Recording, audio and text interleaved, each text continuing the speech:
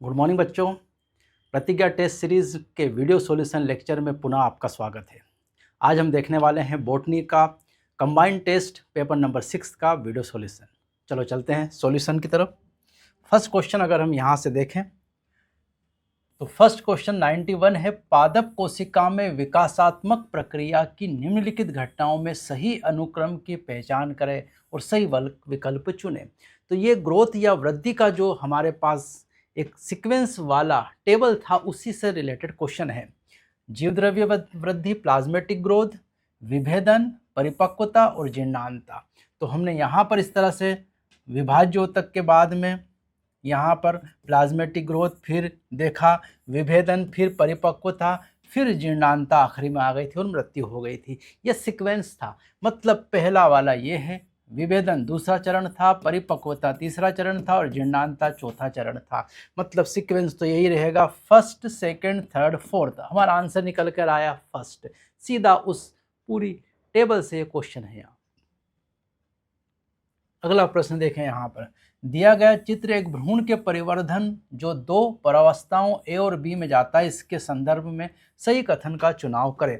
यह भी सीधा एनसीईआरटी का डायग्राम है। ये जायगोट जिसमें विभाजन हो रहा है और फिर यहाँ तेजी से विभाजन हो रहा है, जिसका हमने ए दिया है नाम, जिसको कहा है ज्यामितीय अवस्था। ज्योमेट्रिक ग्रोथ, तेजी से वृद्धि होगी, तेजी से विभाजन होगा।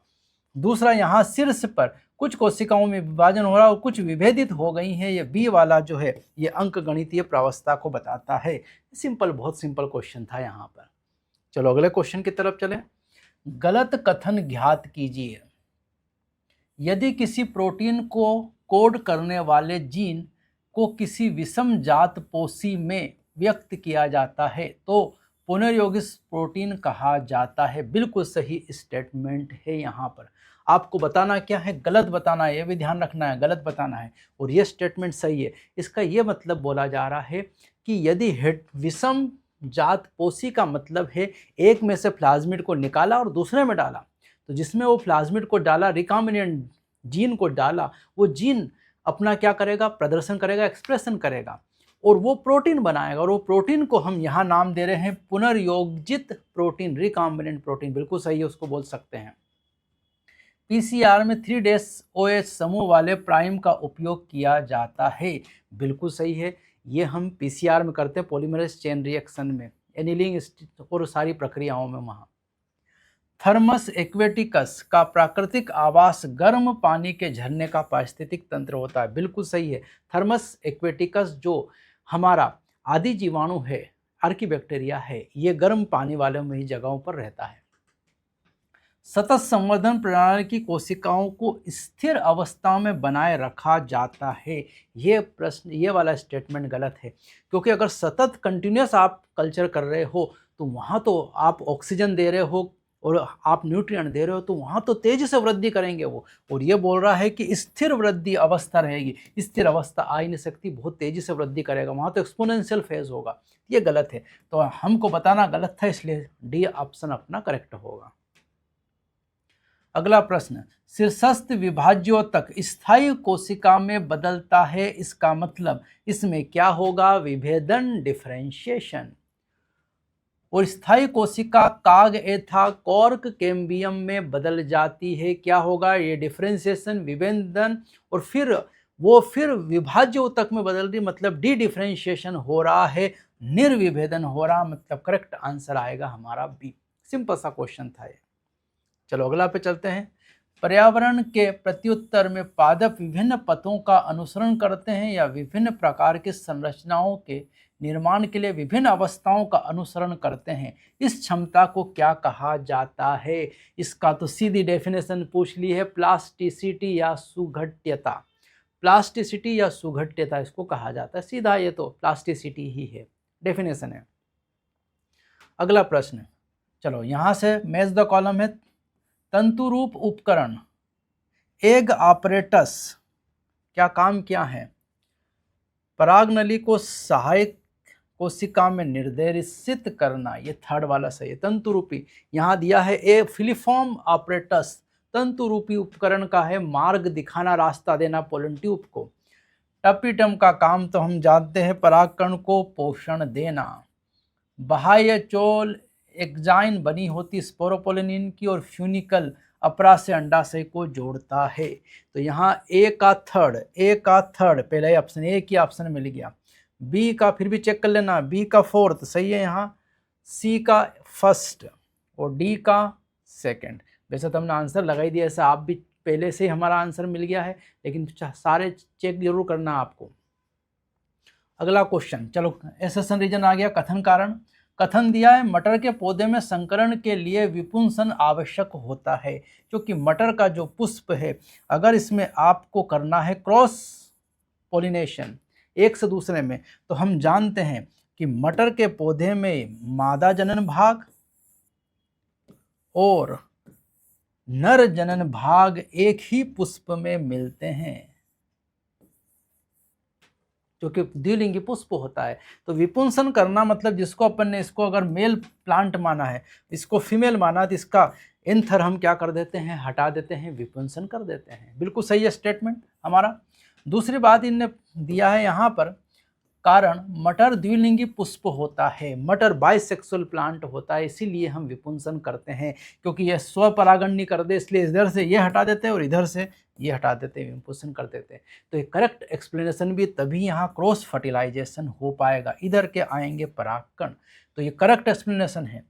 दोनों ए और आर सही है, लेकिन आर ए की सही व्याख्या नहीं करता, ये नहीं, दोनों ए और आर सही और आर सही व्याख्या करता है। तो करेक्ट आंसर निकल के आया डी। यहां निम्नलिखित कथनों पर विचार कीजिए और सही चुनिए। पुतंतु का समीपस्थ सिरा पुष्प के पुष्पासन से जुड़ा होता है, ये बिल्कुल सही है। पुतंतु का जो हमारा थैलेमस से जुड़ा होता है यहाँ पर, ये पुतंतु, इसका ये सिरा जो है यहाँ थैलेमस से जुड़ा होता है, यहाँ पर जहाँ अंडा से लगी है। टपिटम पराग कोष के स्फुटन में सहायता करती, बिल्कुल गलत है। ये टपिटम भोजन प्रदान करती है। गेहूं में पराग कण अपनी जीवन क्षमता कई महीनों तक बनाए रखते हैं, बिल्कुल गलत है, कई महीनों तक नहीं बना रखते, बहुत कम होती है। पराग कोष की दोनों पालियां विशेष जगह पर जुड़ी होती, जिसे संयोजक कहा जाता, बिल्कुल सही। ये दो पालियां हैं, यहाँ पर हमने सब दो पाली देखी थी, और जहां ये जुड़ी होती इसको कहा जाता है कनेक्टिव्स। तो ये दो स्टेटमेंट सही है हमारे, ए और डी।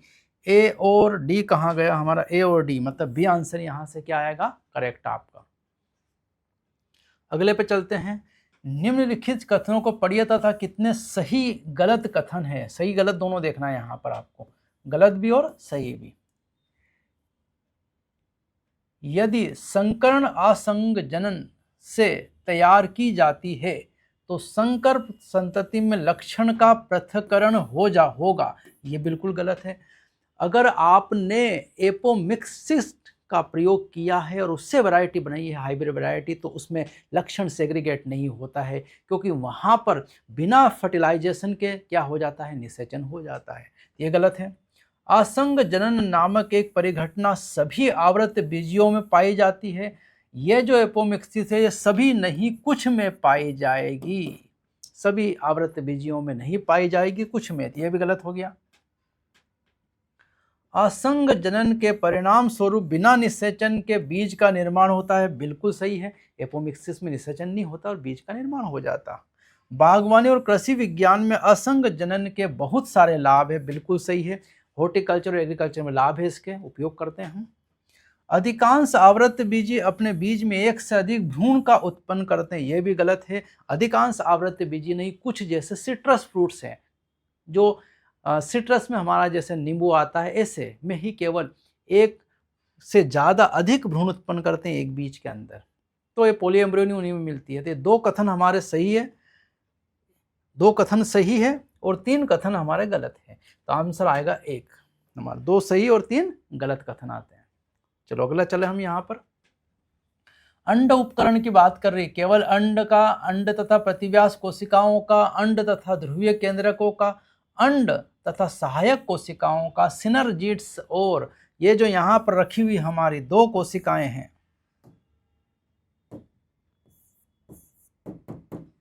अंड कोशिका और दो सिनर्जिड्स, तीनों मिलाकर एग ऑपरेटर्स बनाते हैं। तो डी आंसर करेक्ट होगा।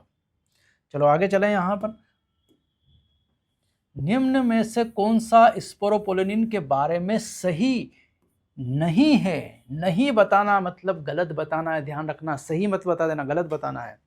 परागकण इसके कारण अच्छी तरह से संरक्षित रहते हैं, बिल्कुल सही है। स्पोरोपोलिन बाहर की दीवार है ये परागकण की। अभी तक ऐसा कोई एंजाइम ज्ञात नहीं है जो स्पोरोपोलिन को निम्नीकृत कर सके, तोड़ सके, बिल्कुल सही है, ये भी कोई नहीं तोड़ पाया आज तक। परागकण बाह्य चोल स्पोरोपोलिन का बना होता है, बिल्कुल से। परागकण का एक्साइन स्पोरोपोलिन का बना होता है। यह प्रोटीन युक्त पदार्थ है जो परागकणों को उच्च तापक्रम क्षार से सुरक्षा उपलब्ध कराता है। यह गलत है, प्रोटीन युक्त पदार्थ नहीं है ये फैटी एसिड्स और कैरोटेनॉइड्स के डेरिवेटिव्स होते हैं, प्रोटीन वाला पदार्थ नहीं है। और हमको गलत बताना था, इसलिए सही उत्तर हमारा डी आया। वंशागति के गुणसूत्र सिद्धांत, क्रोमोसोमल थ्योरी ऑफ इनहेरिटेंस से संबंधित क्वेश्चन है ये। विषम को चुनिए मतलब गलत को चुनना है यहाँ पर। यह सटन और बावरी द्वारा दिया गया है, बिल्कुल सही है, सटन और बावरी ने ही इसको दिया है। गुणसूत्रों का व्यवहार जीनों के व्यवहार के समांतर होता है, क्योंकि गुणसूत्र पर ही हम जानते हैं क्या उपस्थित होते हैं, जीन्स उपस्थित होते हैं। ये जीन किस पर उपस्थित होंगे? गुणसूत्र पर, यही तो क्रोमोसोमल थ्योरी बताती है। तो जो गुणसूत्र करेंगे वही जीन करेंगे। गुणसूत्र तथा जीन क्रमशः द्विगुणित और अगुणित कोशिकाओं में युग्म में पाए जाते हैं। द्विगुणित कोशिका में तो युग्म में मिलेंगे, लेकिन अगुणित कोशिकाओं में युग्म में उपस्थित नहीं होंगे, ना तो जीन और ना ही गुणसूत्र। तो ये स्टेटमेंट हमारा गलत आया यहाँ पर। गुणसूत्र के साथ ही साथ मेंडल कारकों की युग्मिक अवस्था निषेचन के दौरान पुनर्स्थापित हो जाती है। एन ये आया और एन ये आया, ये युग्म है, और जब इनका निषेचन हो जाएगा तो 2n बन जाएगा। तो क्रोमोसोम भी साथ जाएगा और जीन भी साथ जाएगा, बिल्कुल सही स्टेटमेंट है ये भी। तो हमको गलत बताना था, और गलत हमारा केवल एक ही है। विषम मतलब गलत, ऐसे लिख लेना वहां पर, विषम मतलब गलत। गलत बताना है, सही बताना है, क्या बताना है ये पहले लिखना, नहीं गड़बड़ करोगे। अगला कथन कारण फिर से, हीमोफीलिया के लिए विषम युग्मजी मादा वाहक से यह रोग पुत्रों में जा सकता है।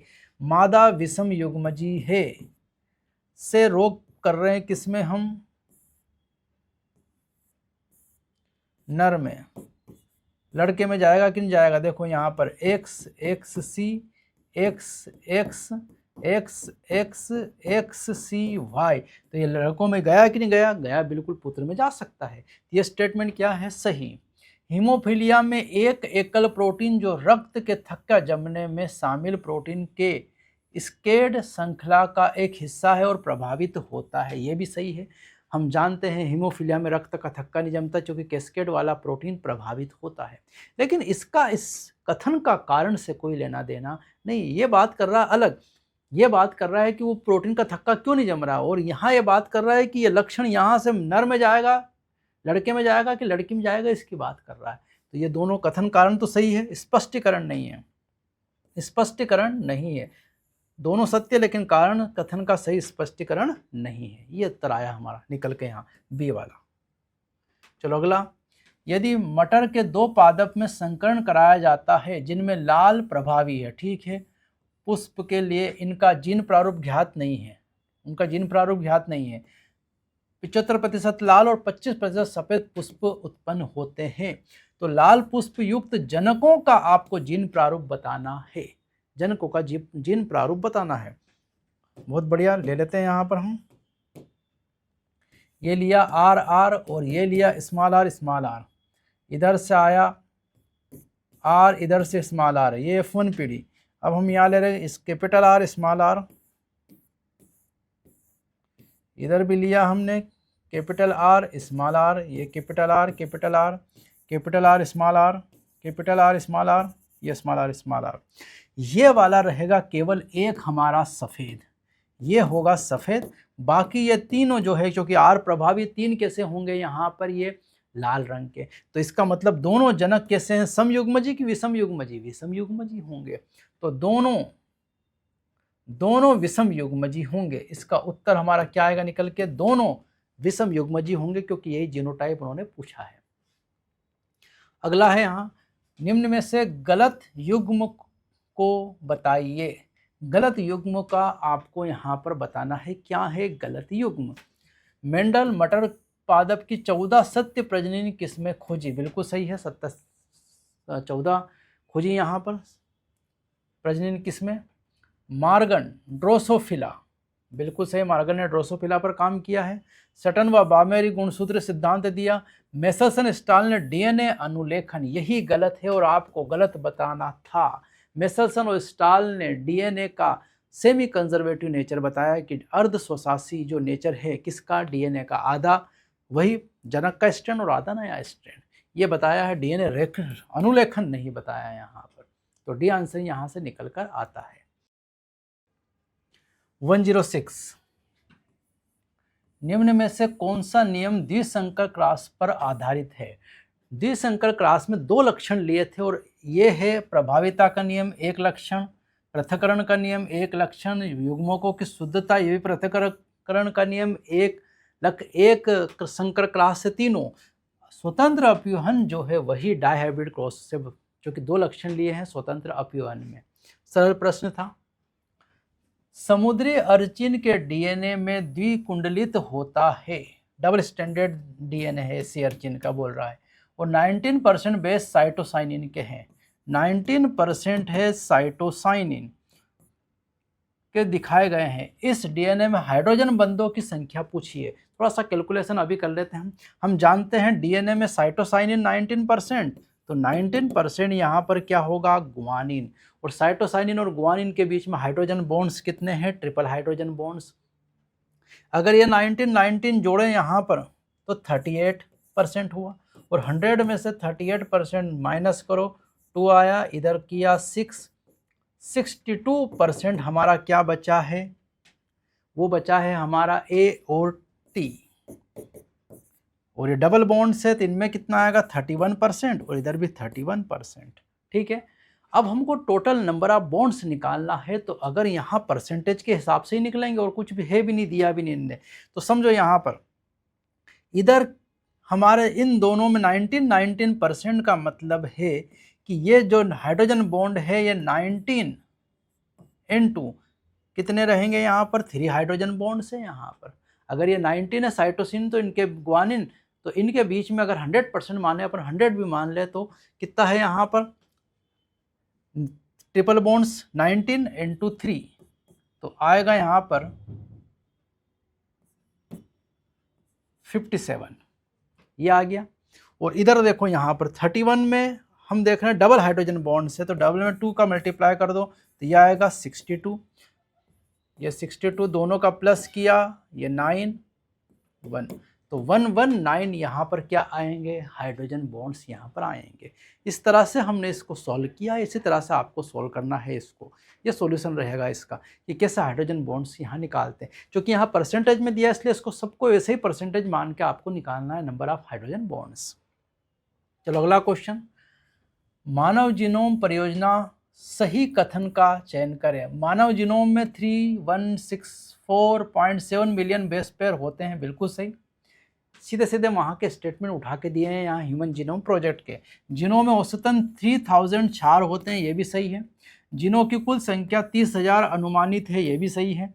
50% से अधिक खोजे गए जिनों के कार्य अज्ञात है, ये भी सही है। जीनोम का 2% से कम प्रोटीन के लिए कूटलेखन करता है, ये भी सही है। सभी सही हो गए यहाँ पर, ए बी सी डी और ई सभी कथन क्या है, सही है, उसका उत्तर आएगा। जीवाणु में कितने प्रकार का डीएनए पर निर्भर आरएनए पॉलीमरेज एंजाइम होता है जो कि सभी प्रकार के आरएनए के अनुलेखन को प्रेरित करता है। जीवाणु मतलब प्रोकैरियोटिक सेल्स जो है, इसकी बात चल रही है। और हमारे अगर हम बात करें मनुष्य में, यूकैरियोट्स में, तो 3 प्रकार के होते हैं डीएनए, यहाँ पर RNA polymerase first second third, लेकिन यहाँ एक ही प्रकार का होगा सिंगल, वही सब बना देगा यहाँ पर, किसमें, जीवाणु या प्रोकैरियोटिक सेल में। टी.एच. मार्गन द्वारा अध्ययन किए गए ड्रोसोफिला के कुछ जीनों के स्थान के संबंध में निम्न में से कौन सा कथन सत्य बताना है। Y और W जीन के बीच की दूरी G, W और M के बीच की दूरी से अधिक है। हम जानते हैं, ये देखो यहाँ पर ये 2 ले लिया मैंने यहाँ पर, अब इधर इस पे बना लेते हैं। ये हम W, और ये अगर हम बनाए Y प्लस प्लस, और ये बनाए अगर हम यहाँ पर W, और ये बनाए अगर यहाँ पर हम M प्लस प्लस ले रहे हैं यहाँ, किन दोनों जिनों के बीच की दूरी ज़्यादा दिख रही है आपको? ये प्रयोग था, दोनों प्रयोग किए हैं TH मॉर्गन ने, तो इन दोनों में नहीं, ज़्यादा दूरी किस में है? W प्लस और M प्लस के बीच की। तो W प्लस M प्लस के बीच की दूरी जीन Y प्लस और W प्लस के बीच की दूरी से क्या है? अधिक। तो सी उत्तर यहाँ पर हमारा क्या आएगा? सही, क्योंकि ये सीधा एक्सपेरिमेंट है TH मॉर्गन का ड्रोसोफिला पर। पादपों में विकास है, केवल ग्रोथ है, वृद्धि है, यहाँ पर वृद्धि और विकास जो है, डेवलपमेंट जो है वो है केवल आंतरिक कारकों के नियंत्रण में। गलत, केवल लगा दिया इसलिए गलत, आंतरिक और बाह्य दोनों कारक है। जीव द्रव्य की वृद्धि विकास जिसका अनुसरण विभेदन करता है, ये तो बिल्कुल सही है, प्लाज्मेटिक ग्रोथ और फिर उसका विभेदन डिफरेंशिएशन, ये स्टेटमेंट तो सही है। केवल अनुवांशिक कारक, केवल अनुवांशिक नहीं है, अनुवांशिक कारक आंतरिक कारक के अंतर्गत है। पर्यावरणीय कारक से प्रभावित नहीं होता, ये भी गलत है, होता है पर्यावरणीय वातावरण के कारक से। तो इसका सही उत्तर निकल के आया है कौन सा? जीव द्रव्य की वृद्धि वाला। सीधा प्रश्न है, जो भी हमने देखा था, चरण देखे थे, सबसे पहला प्रश्न वही है। ये सूची मिलान करना है, ये आपको पूरी टेबल याद करनी, 64 कोडांस की। AUG तो हम जानते हैं मिथियोनिन को कोड करता है, U फिनाइलएलेनिन को, G जो है वो करता है किसको? यहाँ पर ग्लाइसिन को, और UGA तो स्टॉपिंग कोडान है। सीधे सीधे आपको याद ही करना है यहाँ पर। तो फर्स्ट जो है वो आया हमारा थर्ड यहाँ भी है, B का फर्स्ट है, C का हमारे पास है फोर्थ, ये रहा D आंसर हमारा, D का सेकंड, तो ये D आंसर निकल कर आया। चलो आगे देखें, यहाँ पर विचार करना है, सही कथन का विचार कीजिए, सही कथन बताना है। हिस्टोन क्षारीय अमीनो अम्ल लाइसिन और आर्जिनिन से प्रचुर होते हैं, बिल्कुल सही है। DNA ऋणात्मक आवेशित अणु होता है, बिल्कुल नेगेटिव है। DNA में फास्फेट समूह होते हैं, बिल्कुल सही है। और DNA अनुवांशिक पदार्थ होता है, इस हार्से व चेस के प्रयोग द्वारा आया, बिल्कुल सही है। तो ये तो सारे स्टेटमेंट सही है, सभी सही है यहाँ पर, ये सभी स्टेटमेंट्स हैं मोलिकुलर जेनेटिक्स के। चलो यहाँ देख लेते हैं सीवेज ट्रीटमेंट प्लांट। ABCD की पहचान कीजिए। यहाँ पर देखो, A प्राइमरी ट्रीटमेंट है और B यहाँ पर है सेकेंडरी ट्रीटमेंट, प्राथमिक उपचार और द्वितीयक उपचार। तो प्राथमिक उपचार जो है फिजिकल मेथड से सारी, तो ये जो है एक जो हम लेते हैं ये प्राथमिक बहिर्स्त्राव इफ्लुएंट्स है, ये A प्राइमरी इफ्लुएंट्स है जो इधर बहकर जाएगा, और B जो है यहाँ पर वो है प्राथमिक आपंक, प्राइमरी स्लज है जो नीचे बैठ जाता है, जिसमें भारी वजन है, कंकर पत्थर जो है वो बैठ जाएंगे मिट्टी हुई यहाँ पर। फिर जो बहकर आए इफ्लुएंट्स, C को हम कह देंगे सेकेंडरी, द्वितीयक बहिस्त्राव, सेकेंडरी इफ्लुएंट्स, और जो बैठ गया है उसको सक्रिय आपंग एक्टिवेटेड स्लज बोला जाता है, जो फ्लोक्स होता है। तो इसका तो करेक्ट आंसर निकल के आ रहा है, पहला A ही हमारा करेक्ट आंसर हो गया है यहाँ पर। चलो अगला प्रश्न हम देखें, यहाँ से मिलान करना है सूची फर्स्ट को सेकंड से। साइट्रिक अम्ल जो है वो प्राप्त होता है एस्परजिलस नाइगर से, एस्परजिलस नाइगर फंगाई से। साइट्रिक अम्ल cyclosporin A Trichoderma fungi, statin Monascus purpurea, butyric अम्ल क्लोस्ट्रिडियम ब्यूटायरिकम। ये सिंपल है, सीधा सीधा आंसर है यहाँ पर। तो A का हमारा थर्ड गया, B का हमारा फर्स्ट और C का फोर्थ, यहाँ नहीं आ रहा है, थर्ड फर्स्ट फोर्थ, और ये तो सेकंड आंसर निकल कर आया हमारा, ये सेकंड आ गया यहाँ पर। तो सेकंड आंसर B ऑप्शन यहाँ से क्या आ गया है? करेक्ट आंसर आ गया है। 116 निम्नलिखित कथनों पर विचार कीजिए। अपने पास कथन दिए, इन पर विचार करना है। न्यूक्लियोपोलीहाइड्रो विषाणु, ठीक है, पीड़कनाशी के रूप में संकीर्ण स्पेक्ट्रम क्रिया। उपरोक्त कथन निम्नलिखित में से किससे संबंधित है? पहले अपने को ये पढ़ना पड़ेगा, तब समझ में आएगा किससे संबंधित बात चल रही है। तो न्यूक्लियोपोलीहेड्रोवायरस मतलब बैक्यूलोवायरस, सीधी बात है, यहाँ बैक्यूलोवायरस की बात चलती है न्यूक्लियोपोलीहेड्रोवायरस में, हमने पढ़ाई है ये। पीड़कनाशी के रूप में संकीर्ण स्पेक्ट्रम है। संकीर्ण स्पेक्ट्रम है मतलब कम जीवों को ये क्या करता है, एक्शन करता है, सभी पे नहीं करता और इसका वातावरण पे बहुत कम दुष्प्रभाव है। पक्षियों तथा गैर लक्ष्य किए गए कीटों पर कोई नकारात्मक प्रभाव प्रदर्शित नहीं करता। 100% ये कौन है, बैक्यूलोवायरस ही है करेक्ट आंसर हमारा। चलो अगला क्वेश्चन, चित्र में दिए गए ए को प्रदर्शित किया गया है। ये तो सीधा एनसीईआरटी का डायग्राम है। ये पेटिडिस बताती है कवक कॉलोनी को, किसको बता रही है, कवक कॉलोनी को। ये ए पॉइंट जो है डिनोट कर रहा है, सीधा एनसीईआरटी का डायग्राम। चलो अगला क्वेश्चन, कथन वाला।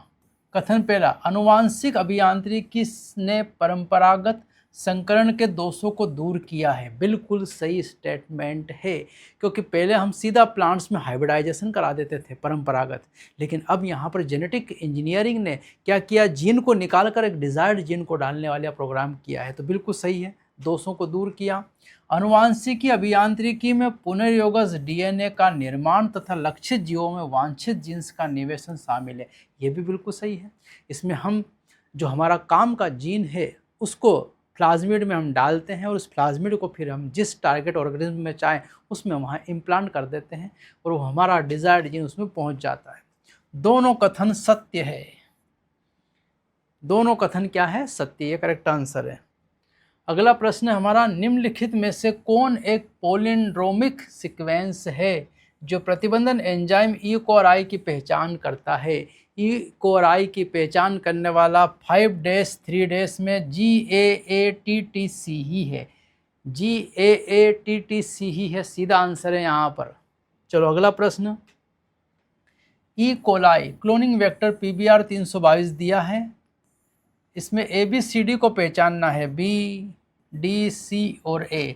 तो A की जगह पर तो हम जानते हैं ई कोर आई आता है, यहाँ पर ई कोर आई है, A किसे मिल गया हमारा आंसर। यहाँ पर हम जानते हैं टेट्रासाइक्लिन पे भेम H1, C में हम जानते हैं एम्पिसिलिन रेजिस्टेंट जीन और D में ORI, मतलब करेक्ट आंसर निकल के आया D। ये तो बहुत सरल प्रश्न था। निम्न कथनों पर विचार कीजिए। फॉर्म ब्रेकर ब्लेड के लिए सही का विकल्प का चुनाव कीजिए, तब आपको समझ में आएगा। फॉर्म ब्रेकर ब्लेड तो ये बायोरिएक्टर में हमने देखा है कि ये इस तरह का ट्यूब था, टैंक था और इसमें बीच में लगा था हमारा इस तरह का ब्लेड वाला।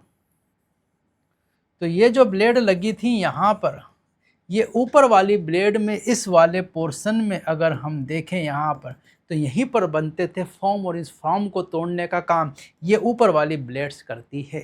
तो यहाँ पर प्रश्न यही पूछा, फॉर्म ब्रेकर ब्लेड के लिए सही विकल्प चुनिए। दंड बिलोडक होज के मध्य की पत्ती, मध्य वाली पत्ती किसी काम की नहीं है इसके लिए, फॉर्म ब्रेकर के लिए। यह छड़ की सबसे निचली पत्ती, सबसे निचली पत्ती ये है, ये भी नहीं करती ऐसा काम। छड़ की सबसे ऊपरी पत्ती, बिल्कुल सही है। तो ये छड़ की सबसे ऊपरी पत्ती जो है यही वो काम करती है फॉर्म ब्रेकर को तोड़ने का। तो इसमें आंसर देखते हैं, केवल थर्ड, बिल्कुल सही है। हमारा आंसर निकल के आया ए, केवल थर्ड, और कुछ है भी नहीं। अगला प्लस, ट्रांसजेनिक जंतु वे होते हैं जिनकी कुछ कोशिकाओं में बाहरी आरएनए होता है, नहीं जिनकी सारी कोशिकाओं में बाहरी डीएनए होता है। बिल्कुल सही उत्तर, क्योंकि हम जो भी हमारा डिजायर्ड जीन होता है उस जीन को, उस डीएनए को हम भ्रूणीय अवस्था में डाल देते ताकि पूरे शरीर में वो कोशिकाओं के अंदर हमारा डीएनए पहुंच जाए। तो ये जीन की सारी कोशिकाओं में बाहरी डीएनए होता है, करेक्ट आंसर। अगला, आप सोचते हैं कि आपका रोगी एक जीवाणुविक रोग से ग्रस्त है, रोग उसको जीवाणु बैक्टीरियल डिसीज है। हालांकि रोगी के शरीर में जीवाणु की संख्या अत्यंत कम है, लेकिन जीवाणु की संख्या अत्यंत कम में भी रोग के लक्षण नहीं उभर कर आए हैं।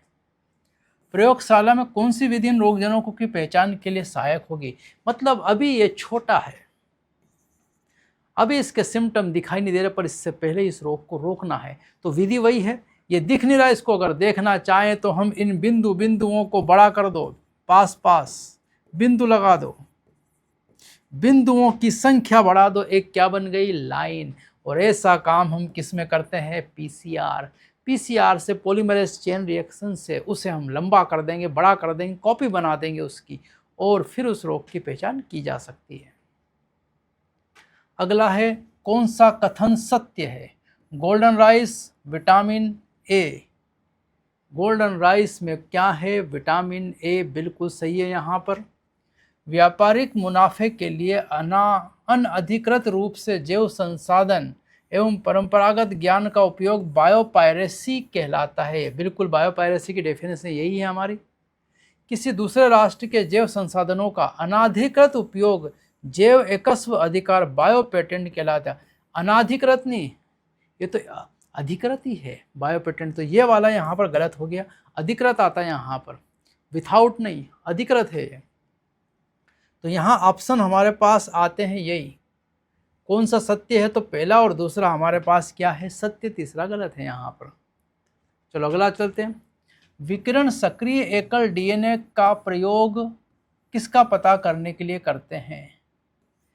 इस डीएनए का प्रोब का उपयोग हम करते हैं। डीएनए का ये हमारा है, यहाँ पर म्यूटेशन हुआ, AGCT था, यहाँ पर म्यूटेशन हो गया और म्यूटेशन होकर C की जगह पर आ गया यहाँ पर A। तो अगर हम यहाँ प्रोब लेंगे जो इसका कॉम्प्लीमेंट्री था, ये हमने प्रोब लिया, इसमें सीक्वेंस A का T, G का C, C का G, T का A, ये प्रोब है हमारा, इसका ये सीक्वेंस था। जब इसके साथ जोड़ेंगे तो इस जगह पर तो जुड़ेगा, लेकिन इस जगह पर ये जुड़ेगा नहीं, और जब नहीं जुड़ेगा यहाँ पर क्योंकि इसका म्यूटेशन हो गया, इससे हम उत्परिवर्तित जीन का क्या लगाते हैं? पता लगाते हैं। यहाँ नहीं जुड़ेगा तो ये जो है रेडियोएक्टिव प्लेट्स जो हैं ये दिखाई नहीं देगा, इसका मतलब यहाँ पर म्यूटेशन हुआ है। ये समझ में आ जाएगा हमको। चलो अगला प्रश्न। यहाँ पर नीचे दिए गए विकल्पों में स्तंभ फर्स्ट को सेकंड के साथ मिलान करो, सही विकल्प का चुनाव करें। तो यहाँ तो बहुत सरल है। प्रतिस्पर्धा, कंपटीशन में नेगेटिव नेगेटिव दोनों की फिटनेस कम होती है। परजीविता, पैरासिटिज्म दिया है, परजीविता में एक को फायदा दूसरे को नुकसान।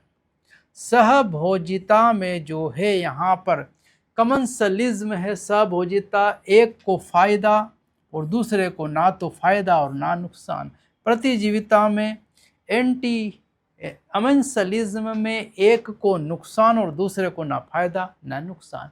मिलान कर लो, ए का थर्ड, बी का फर्स्ट, सी का सेकंड और डी का फोर्थ। आंसर निकल के आया हमारा फर्स्ट, यहाँ से आंसर आया। ठीक है, अब चलते हैं अगले क्वेश्चन की तरफ।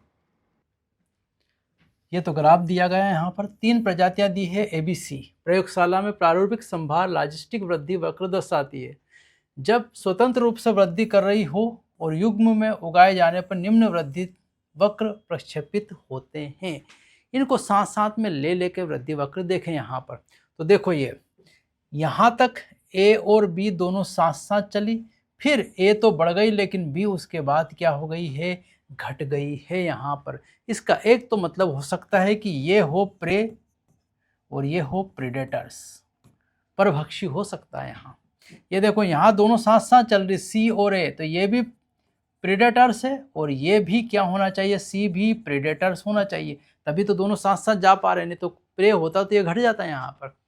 अब देखो यहाँ पर C ऊपर जा रहा है तो फिर यहाँ पर B ऊपर जा रहा है तो C नीचे जा रहा है, C ऊपर जा रहा है तो B नीचे जा रहा है। दोनों विपरीत चल रही है C और B। इसका सीधा मतलब है कि ये दोनों यहाँ भी विपरीत थी और यहाँ भी विपरीत है। इसका मतलब है एक प्रे होगा और दूसरा प्रेडेटर्स, और प्रेडेटर्स तो C निकल के आया, प्रे निकल के आया B। तो हो सकता है यहाँ पर B तथा C संभवतः शिकार परभक्षी संबंध रखते हैं। ये इसका यहाँ पर क्या आएगा? करेक्ट ऑप्शन निकल के आएगा। बाकी ऑप्शन सही हो नहीं सकते यहाँ। चलो आगे चले। यहाँ पर निम्नलिखित में सही कथन का चुनाव कीजिए। सही कथन चुनना है हमको।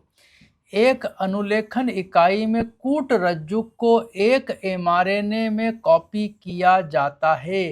कोडिंग से mRNA में कॉपी नहीं किया जाता, टेम्पलेट से किया जाता। गलत है स्टेटमेंट। स्प्लिट जीन व्यवस्था प्रोकैरियोट्स का विशिष्ट लक्षण है। बिल्कुल गलत। ये स्प्लिट जीन यूकैरियोटिक सेल्स का लक्षण है। आगे देखें, केपिंग में मेथिल गुआनोसिन ट्राइफॉस्फेट को HNRNA के 3 डेज सिरे से जोड़ा जाता है, बिल्कुल गलत है, 5 डेज सिरे से जोड़ा जाता है।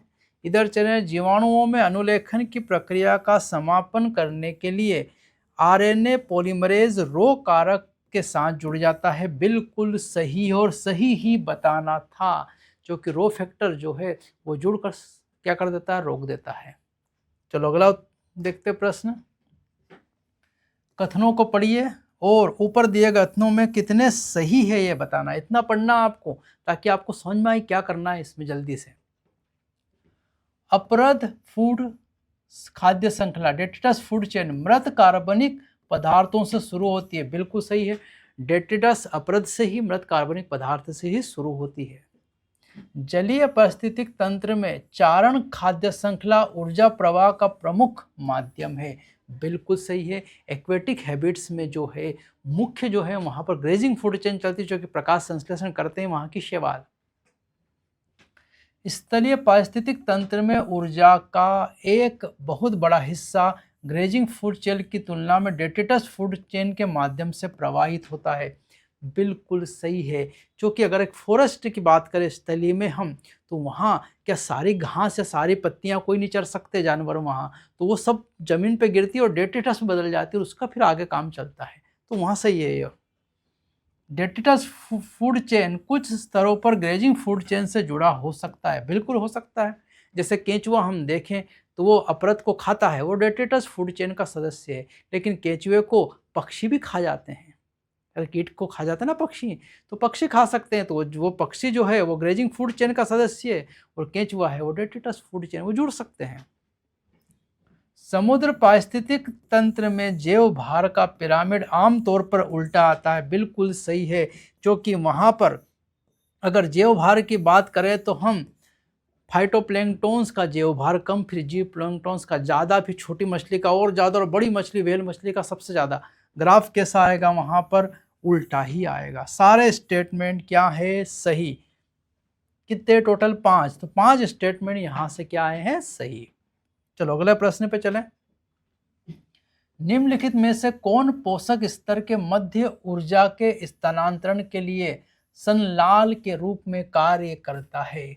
ऊर्जा एक पोषक स्तर से दूसरे में जाए और डेट्रिटस तक पहुंच जाए, इसके लिए सबसे बड़ा रोल प्ले करता है परभक्षी प्रेडेटर्स, क्योंकि वो खा के ने उनकी संख्या को नियंत्रित रखता है और एनर्जी का प्रभाव बनाए रखता है। तो प्रेडेटर मेन हीरो है यहाँ पर। अपघटन दर तीव्र होती है जब बढ़ जाती है, कब बढ़ती है, डिकम्पोजिशन की रेट, अवायवीय परिस्थितियां उपस्थित हो, नहीं, वायवीय परिस्थितियों में रेट बढ़ती है, अवायवीय में नहीं है। उष्ण वातावरण हो, बिल्कुल सही, वार्म एनवायरनमेंट हो में बढ़ती है, गर्मी में बढ़ती है इसकी। आर्द्र वातावरण, बिल्कुल सही है, ह्यूमिड एनवायरनमेंट होगा तो जल्दी से पनपेंगे सूक्ष्म जीव वहाँ पर। अपरद में लिग्निन प्रचुरित हो, गलत, लिग्निन तो ज़्यादा हुआ तो दर घट जाएगी, शर्करा और नाइट्रोजन हुआ तो दर बढ़ जाएगी। तो करेक्ट आए हमारा बी और सी, केवल बी और सी। अगला है रिवर पॉपर परिकल्पना में एलिस ने पारिस्थितिक तंत्र की तुलना हवाई जहाज से की, तदनुसार पहचाने ए और बी जिनकी तुलना क्रमशः पंखे पर लगे रिवेट्स से की गई थी। हवाई जहाज इधर है और पारितंत्र इधर है। रिवेट्स में अगर हम देखें तो पारितंत्र में उसकी जगह लेता है प्रजाति, कौन लेगा, प्रजाति रिवेट्स है वहां पर, और पंखों पर लगे रिवेट्स प्रमुख प्रजाति की स्टोन स्पीसीज, जो कि अगर हवाई जहाज में आपने उसकी पंखे निकाल के फेंक दिया जो कि संख्या में 1 या 2 है, तो पूरा हवाई जहाज नीचे गिर जाए। 1-2 कृषि फेंकी तो कोई फर्क नहीं पड़ेगा। मतलब यहाँ से एक बात समझ में आती है कि प्रजाति ए है और प्रमुख प्रजाति की स्टोन स्पीसीज जो है वो पंखों पर लगे रिवेट्स हैं यहाँ पर। ये उत्तर आया हमारा। एलेक्जेंडर वॉन हम्बोल्ट के अनुसार जाति समृद्धि तथा क्षेत्र का संबंध लघुगणक पैमाने पर निम्न समीकरण द्वारा प्रदर्शित किया गया। log s बराबर log c z log a, यहाँ पर log s है, यहाँ log a छिप गया है, log s बराबर log c plus z log a, जहाँ पर अगर हम देखें तो एस रेखीय ढाल और ए क्षेत्र है। ए तो एरिया है, क्षेत्र, लेकिन एस रेखीय ढाल नहीं है। जेड जातीय समृद्धि और ए क्षेत्र, ए तो क्षेत्र है लेकिन जेड जातीय समृद्धि नहीं है। सी जो है वो वाई इंटरसेप्ट है, बिल्कुल सही है यहाँ पर। और जेड समाश्रय गुणांक, ये भी सही है, मतलब आंसर हमारा निकल के आया सी। यही तो हमने पढ़ा है इस इक्वेशन में। यहाँ पर सरल प्रश्न चल रहे हैं। यहाँ कथन वाला आया, प्रजाति क्षेत्र संबंध ग्राफ में महाद्वीप के लिए जेड का मान देश की तुलना में अधिक होता है। बिल्कुल सही है। अगर एक कॉन्टिनेंट है तो उसका मान वहाँ पर 0.6 से लगाकर 1.2 तक पहुँच जाता है। जेड का मान एक निश्चित परास में होता है, भले ही वर्गीय समूह कुछ भी हो। बिल्कुल सही है। जेड का मान निश्चित परास में होता है 0.1 से लगाकर 0.2 तक, एक निश्चित परास में, और भले वर्गीय की समूह कुछ भी हो, मछली हो या कोई सा भी हो वहाँ पर। तो दोनों स्टेटमेंट सही है, लेकिन ये व्याख्या यहाँ पर नहीं कर रहा है। कथन कारण जो है वो व्याख्या नहीं कर रहा है, स्पष्टीकरण नहीं है। नहीं है मतलब भी उत्तर आएगा। यहाँ सही स्पष्टीकरण नहीं कर रहा है, क्योंकि यहाँ कॉन्टिनेंट के हिसाब से उसने जेड के मान की बात की और यहाँ पर टेक्सोनोमिक समूह के हिसाब से बात की, तो ये मैच नहीं करता है। उष्णकटिबंधीय क्षेत्र में जैविक विविधता क्यों अधिक होती है? ट्रॉपिकल्स में हम जानते हैं सर्वाधिक जैव विविधता होती है। कारण बताना है। प्राचीन समय में बार बार हिमनदन होता रहा तथा बाधित स्थिति रही। नहीं, वहां तो एनवायरनमेंट कभी बाधित हुआ ही नहीं, एक जैसा रहा है वहां। अधिक मौसमी तथा अपूर्वन्वय पर्यावरण होता है। वहां तो मौसम सीजनल वेरिएशन है ही नहीं, मौसम तो एक जैसा रहता है वहां पर साल भर। उष्णकटिबंधीय क्षेत्र में अधिक सौर ऊर्जा उपलब्ध है, जिससे अधिक उत्पादन होता है तथा परोक्ष रूप से अधिक विविधता होती है। ये बिल्कुल सही है यहाँ पर, ये उत्तर सही है। यही तो हमने देखा है, वहाँ सौर ऊर्जा ज़्यादा मिलती है। 3 कारण देखे जिसमें एक यही कारण है। अपूर्व में पर्यावरण निकेत विशिष्टीकरण नहीं होने देता, ये गलत है। निकेत या निके जो है स्पष्टीकरण वहाँ हो जाएगा, क्योंकि वहाँ का एनवायरनमेंट प्रेडिक्टेबल है और वो अनडिस्टर्ब्ड कई साल से, कई मिलियन सालों से। तो ये उत्तर भी क्या हुआ? गलत। तो सही आंसर आया सी यहाँ पर। चलो, ये हमारा पेपर कंप्लीट हो गया है। अगले वीडियो सॉल्यूशन के साथ फिर हम मिलेंगे। Thank you.